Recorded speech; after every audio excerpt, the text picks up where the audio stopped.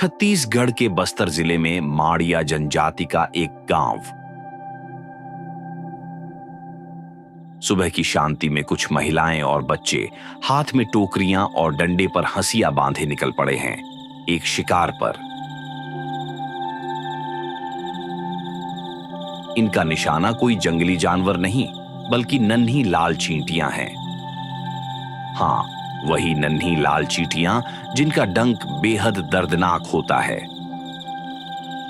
अगर आप पर इन चींटियों का हमला हो जाए तो तय है कि आप किसी तेज गति के नृत्य की भाव भंगिमाओं में अपने शरीर को झटकने लगेंगे, या बहुत संभव है आपको अपने कपड़े भी उतारने पड़े।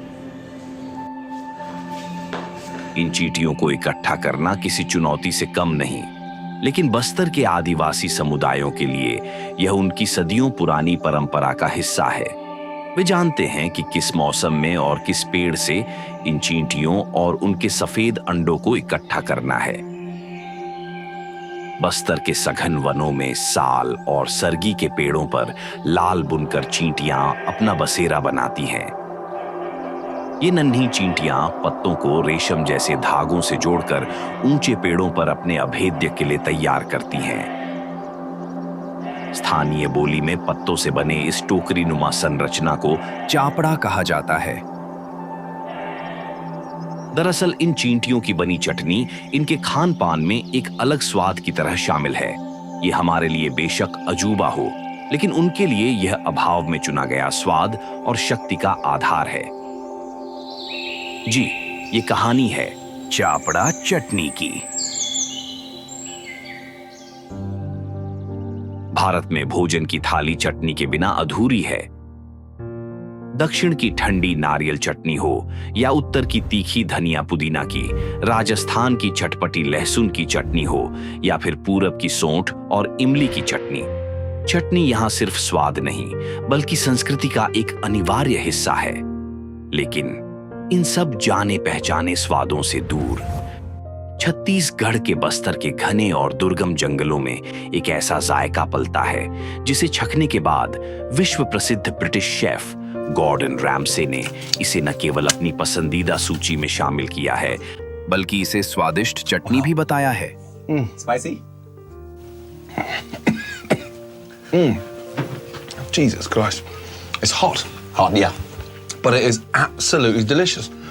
I mean, really delicious. Fresh.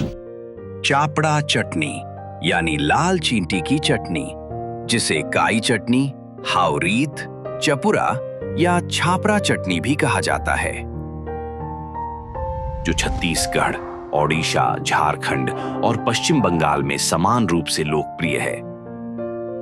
लेकिन शेफ रैमसे की यात्रा के बाद से छत्तीसगढ़ की यह डिश विश्व भर में प्रसिद्ध हो गई। चापड़ा चटनी बनाने की विधि उतनी ही सरल है जितनी यहाँ की जीवन शैली।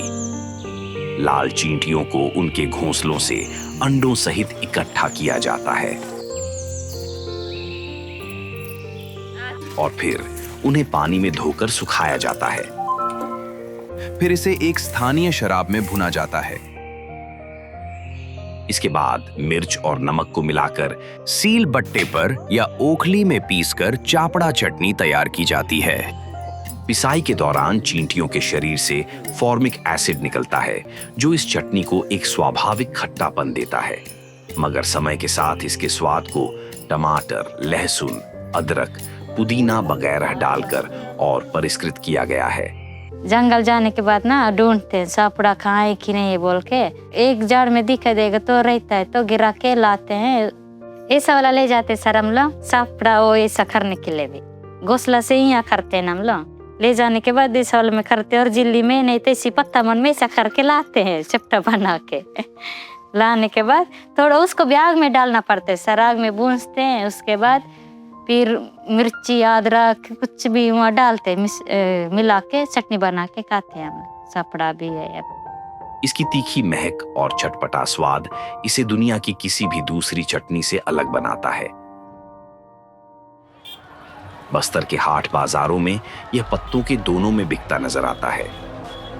स्थानीय लोग इसे मलेरिया और सर्दी खांसी जैसी बीमारियों की अचूक दवा मानते हैं। इसे formic acid iron, calcium, zinc और विटामिन B12 का अच्छा स्रोत माना जाता है। इसका औषधीय महत्व बहुत अधिक है और यह बीमारियों को दूर रखने में भी सहायक है। जनजातियों का मानना है कि यदि किसी को सामान्य बुखार हो तो वे पेड़ के नीचे बैठ सकते हैं ताकि लाल चींटी उन्हें काट ले और बुखार ठीक हो जाए। इसी अद्भुत विशेषता के कारण इसे अब भौगोलिक संकेत यानी GI टैग प्रदान किया गया है।